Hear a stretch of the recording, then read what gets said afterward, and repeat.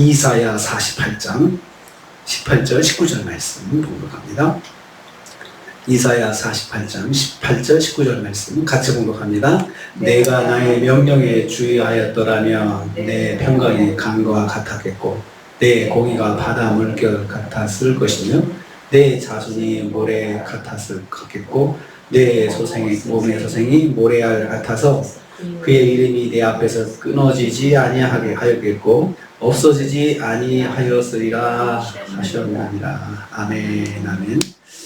오늘 말씀은 여호와를 떠나 징계를 받게 된 이스라엘 백성을 향한 하나님의 안타까운 심정을 말씀하는 것을 내용으로 하고 있습니다. 지금 이스라엘 백성이 바벨론 포로 생활을 하고 있는 이 상태에 대해서 하나님께서 말씀하시는 것입니다. 18절 먼저 보면요, 하나님의 안타깝고 답답하고 안타까운 심정을 말씀하셨습니다. 내가 나의 명령에 주의하였더라면, 이런 가정법을 쓰고 있습니다. 여호와의 명령에 주의하지 않은 것에 대한 하나님의 안타까운 심정을 말씀하신 것입니다. 하나님의 택한 백성 이스라엘이 복의 근원이신 하나님, 또 그들의 삶을 복되게 하시는 하나님의 명령을 귀 기울여 듣고 순종했더라면 이스라엘의 삶은 이러한 고통이 없었을 것이고 또 평안하고 복된 삶을 누릴 수 있었을 것이다. 이런 마음을 말씀하고 있습니다. 그렇지만 안타깝게도 이스라엘 백성은 그렇게 하지 않아서 축복이 아닌 스스로가 자초한 고통스러운 징계를 받아야만 했다는 것입니다. 이 점을 상기시키시는 말씀입니다. 그러니까 이 말씀을 보면서 이스라엘 백성이 이제 세대가 이제 바뀌면서 우리가 왜 이런 고통을 당해야 되나 하는 그런 생각들을 하는 세대들이 또 일어났을 거라 생각합니다. 포로 생활이 1세대는 이제 세상을 떠나고 2세대가 나오면서 이제 거기에 의문을 품게 되고, 그러니까 하나님께서 그들에게 그렇게 말씀하시는 것입니다. 너희가 나의 명령에 주의하지 않은 것 때문에 그렇다. 그래서 지금 옛날 성경, 개혁 성경, 옛날 개혁 성경, 지금은 개혁 개정 성경이잖아요. 그래서 옛날 개혁 성경에서는 이 말이 의역으로 들어갔습니다. 슬프다, 내가 나의 명령을 듣지 아니했다라는 말이 들어가 있거든요. 그래서 내가 듣지 않았다. 그런데 만일 내가 들었더라면, 이렇게 오늘 말씀 이렇게 하고 있습니다. 하나님께서 참 이스라엘 백성들에 대한 구원의 소망을 말씀하시면서도 왜 우리가 지금 이런 일을 당하고 있는지 거기에 대해서도 또 하나님께서 말씀하세요. 안타까운 심정을. 그러니까 네가 그때 잘했으면 이렇게 매를 맞지 않았지 라고 이야기를 하면서 지금 상태가 하나님의 말씀에 주의하지 않았던 결과로 너희들이 지금 짊어지고 있는 것이야 라고 하나님께서 다시 설명을 해 주시고 있습니다. 택한 백성 이스라엘이 하나님 말씀을 떠난 결과로 지금 징계를 받고 있다, 이렇게 말씀하고 있습니다. 두 번째는 18절 후반부 보면은요, 이스라엘은 평강과 공의를 누리지 못하게 되었다고 했습니다. 그래서 그 결과로 이제 세 가지를 말씀하는데요. 만일 그들이 여호와의 말씀을 듣고 순종했다면 그들에게 일어날 일을 말씀하십니다. 먼저 평강이 강 같을 것이다. 평강이 강 같을 것이다. 그래서 평강이라는 단어가 아주 유명한 말입니다. 샬롬입니다. 샬롬은 단순히 전쟁이나 불화나 분쟁이 없는 상태를 의미하는 것이 아닙니다. 삶의 어떤 측면에서 부족함이 조금도 없는 온전한 상태, 웰빙이라고 영어로 번역합니다. 웰빙을 말합니다. 그게 샬롬입니다. 그래서 강 같다, 샬롬이 강 같을 것이다. 넘치는 삶, 풍족한 삶을 말하는 것입니다. 그러니까 너희가 말씀을 귀 기울여 들었다면 너희들에게 샬롬이 강같이 흘렀을 거야. 강같이 흘렀을 거야. 근데 너희들이 그것을 거둬 찬 거다.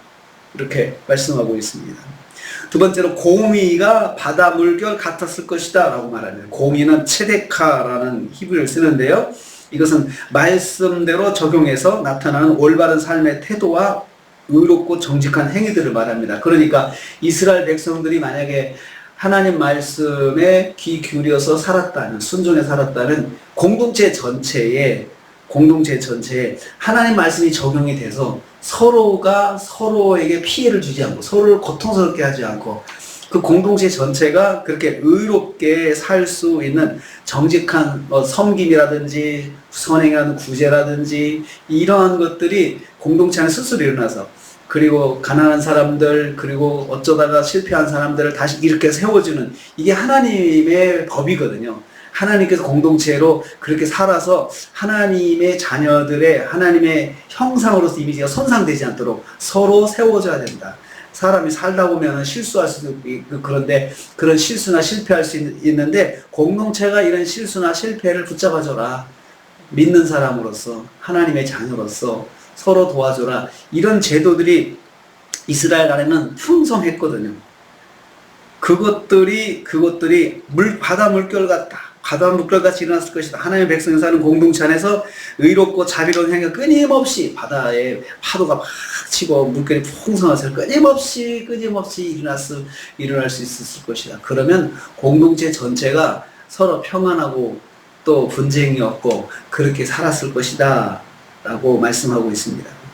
불순종이 평강의 강과 공의의 바다를 누리지 못하게 했다는 것이죠. 너희들이 불순종해서 그래서 그렇게 된 거야 라고, 너희들이 망하기 전에도 공동체 전체가 굉장히 고통스럽고 힘들었던 이유가 내 말에 귀를 기울이지 않아서 그랬던 것이다 라고 말씀하고 있습니다. 그리고 세 번째는 19절 말씀입니다. 이스라엘은 자손 번성의 복을 누리지 못하게 되었다고 말씀합니다. 계속해서 말씀하십니다. 내 자손이 내 몸의 소생이 모래알 같았을 것이다 라고 했습니다. 그런데 지금 그 모래알 같이 번성하는 복을 너희들이 거둬 찬 것이다.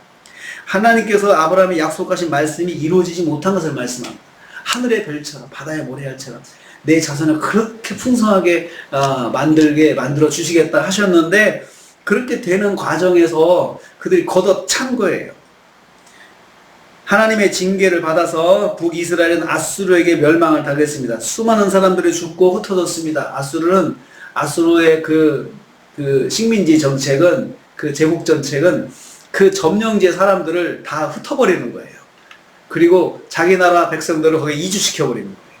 그래서 북쪽 이스라엘의 그 정체성이 사라지게 된 거예요. 그래서 그들을 사마리아인이다라고 그렇게 따로 이야기를 했습니다.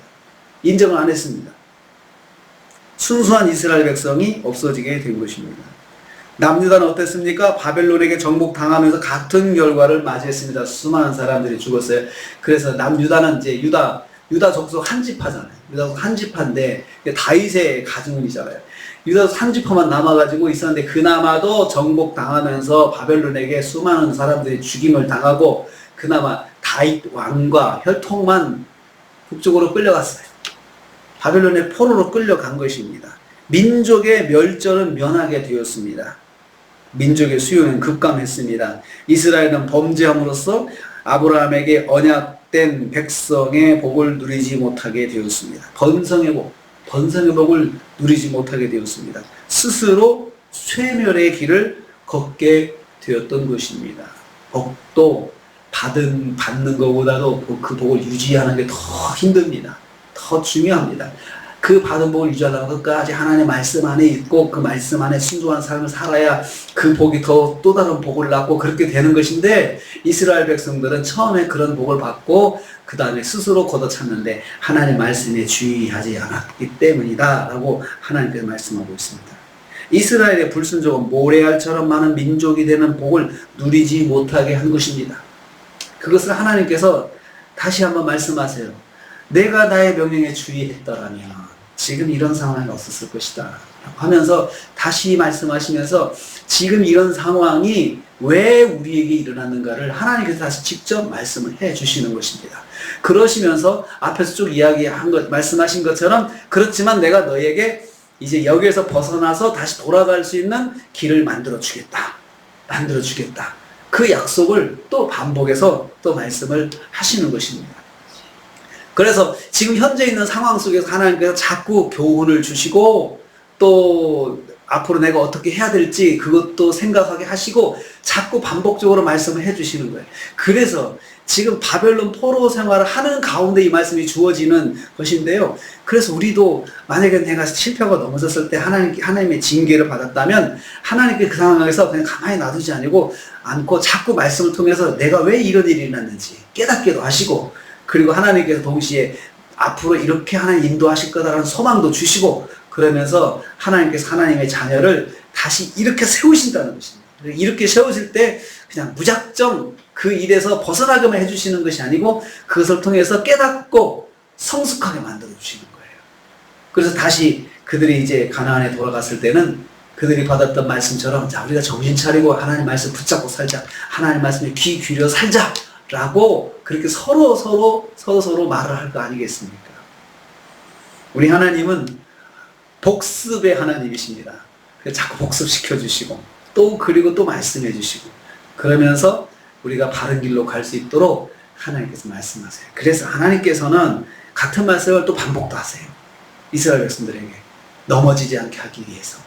그래서 우리가 말씀을 들을 때에 또 반복해서 주시는 말씀이 있다면, 하나님께서 나에게 강조해 주시는 것이구나 라고 생각하면서 그 말씀에 주의하면서 귀를 기울여서 그 말씀을 더 붙잡고 살면 하나님의 복이 우리에게도 임하실 것을 믿습니다. 기도하겠습니다. 주님, 감사합니다.